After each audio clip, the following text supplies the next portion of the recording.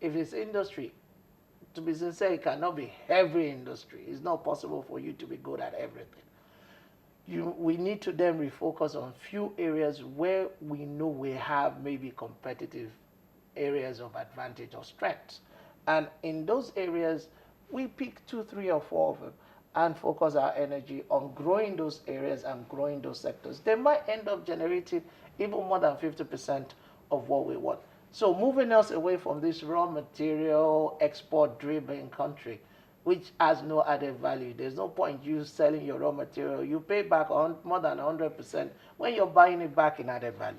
So we need to also start looking at converting some of these so-called raw materials that we're exporting out as commodities and turn them into, today we have mines and we export these mining raw materials from bauxite to tin to zinc are going out of this country.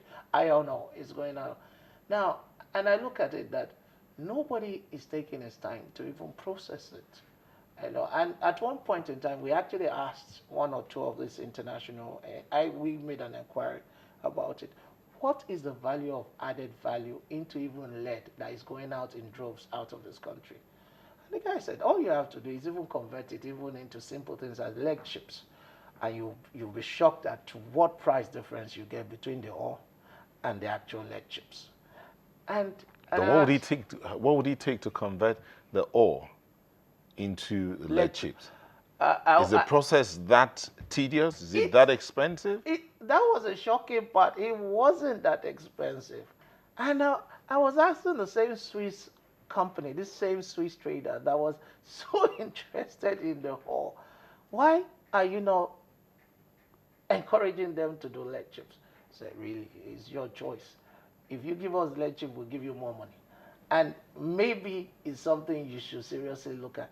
And to be shockingly surprising enough, it wasn't a great figure when you mentioned it. All right, let me go back to Mr.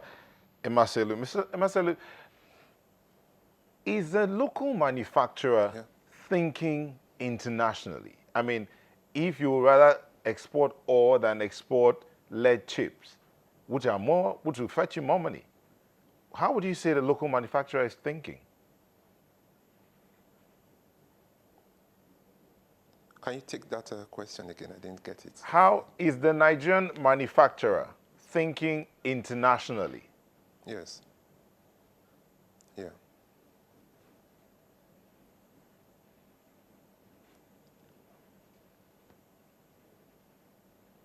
It's totally off. Okay. I'll take the question I didn't get the part of the last question, but I think I have an idea of what you're talking about the local manufacturer thinking internationally. Yes. Yeah, I think that's a far shot at this moment.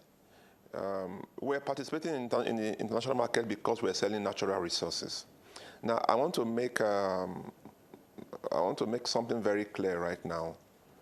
There's a difference between natural resources and industrial raw material. Now, when a manufacturer sets up, he needs industrial raw materials. Up till this moment, most of these materials, maybe 98, 99%, are being imported. Now, of course, the issue of cost and all that we've been discussing comes in. Now, what we need to do so that we can be more focused internationally is to produce the industrial raw materials here in Nigeria. Now, to do this, we must be able to convert our natural resources, to things we can use in industry. Let me give you an example. A lot of industries have to keep inventory because it takes about 3 months to get your things into the country and down to your factory. You must maintain a 3-month stock. So we have huge inventory that factories abroad will not keep. Abroad, if you need something in 2 days, 3 days, you can order before your production. Even a daily delivery can be achieved. But here in Nigeria, we have that issue. So I think what we need to do to begin to think internationally is to address these initial issues. Tomato, for instance, the tomato plant is useless after 2 days, after harvesting, 2-3 days. We must set up concentrate factories all over Nigeria. That will even encourage farmers to produce. And you'll be shocked at the reduction. The cost, it will bring down the cost so heavily that those who will now buy locally made concentrate will be able to produce puree that they can export and compete. For as long as the foreigners are the ones dictating the cost of the raw materials, there is no way they will make it comfortable or convenient for us to be able to come and compete with them with finished goods. I don't know if you get me. Yeah. So the people that compete with finished goods must also control the cost of their raw materials. So if they are controlling the raw materials because they are giving us at a very high price, how can we now produce at high rates and also export back to them? I don't think we should think too much of export for the moment. That is why the paradigm of government must change. And we must focus on these industries that will give us industrial raw materials. Now, there's been an assumption that natural resources are industrial raw materials. It's not true. A tree in the forest is not useful to the furniture company unless it's been processed, it's been dried, it's been treated, and we just go and buy and produce, which is what happens abroad. So the government has to sit down and say, how do we bring out these primary industries that convert natural resources to industrial raw materials? Now, we're talking about MSMEs. The MSMEs that we're going to set up, which is what we are, hoping on, where will they get raw materials? Will they go and buy inventory and 3 months inventory again? Buy stock and keep 3 months inventory? How will they be profitable? How will they compete with international products? So we are, at this point in this country, there must be government intervention to ensure that not industries that produce finished goods, they begin to spring up within the next 2 years maximum. That is, all bureaucracy, all barriers must be removed. In 2 years, you can have 10 concentrate factories in Nigeria. You can have chipboard manufacturing companies in Nigeria. You can have yarn, companies producing yarn, big ones in Nigeria. That's where government has to play a strong role at this time. If interest rate is 27%, it remains there. Exchange rate is 300%. All the plans of government are dead on arrival. We just waste time and realize that we are not moving forward. So at this point in time, we must. Oil is gone. Agric is still not yet developed. Now, in the 60s when we discovered oil, government didn't just sit down and say, okay, people should do what they like. They brought up NNPC, I don't know, have DPR, institutions that developed the oil industry with good support. Because that was now the goose that was laying the golden egg. Now, whether we like it or not, manufacturing has taken a different position. It is now the goose that is laying the golden egg, that has to lay the golden egg for our country. Oil is gone. And there has to be strong support, not like before. When you look at it as an industry where people take care of their families. Now, we need to take care of Nigeria. We need to take care of the people down there who are looking up to income from abroad, to the international trade. So I think that this is what we need to do as a country at this point in time. And we have to do it quickly. There's no time to waste. The more we delay, the more our sufferings. We don't have a choice at this time. If you do not have... that's what I have to say at this point. I have a message here from a Nigerian who says, locally manufactured products don't last. If your patronage in country is not that much, because they say they don't last, how do you expect that it will be increased abroad?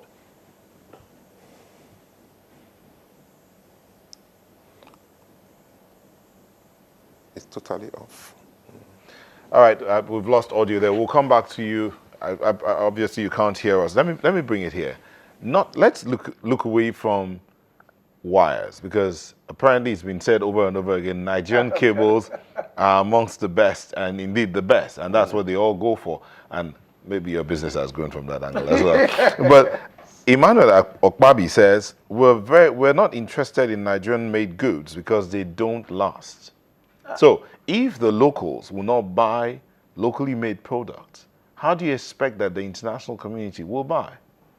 I disagree with that point of view. I think maybe at the Or is earlier it stage, some products, not all I would products? even totally disagree totally on that, because the difference between what Nigeria used to be, as I said, even my dear gentleman, he also said it earlier that look, you must allow an element of them getting it wrong or not getting it perfectly right. How long do you have to get it wrong to get it No, right? but I'll say at a point. Now, in the last 5 to 10 years, the difference in Nigeria when it comes to standardization was the introduction of standards, SON, NAFDAC. People don't produce food the way they used to produce it until NAFDAC came in. Now, where sanity, safety, standards came in for food. In terms of SON, in terms of any industry, they are Nigerian standards for everything. I could remember a very big food industry that got shut down by NAFTA because they just got a little thing wrong. So the fear of even your internal controls will create standards. Now, today, we buy more noodles in Nigeria than I don't think anybody in their right sense will even import any type of noodles in Nigeria today, because there are just so many big manufacturers in that sector.